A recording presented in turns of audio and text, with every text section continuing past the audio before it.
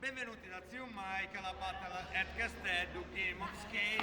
Le tenebre sono cadute, ma voi siete forti, no? Allora, oggi siamo sempre al pistino di Via Rockefeller. Gli sfidanti sono Chusky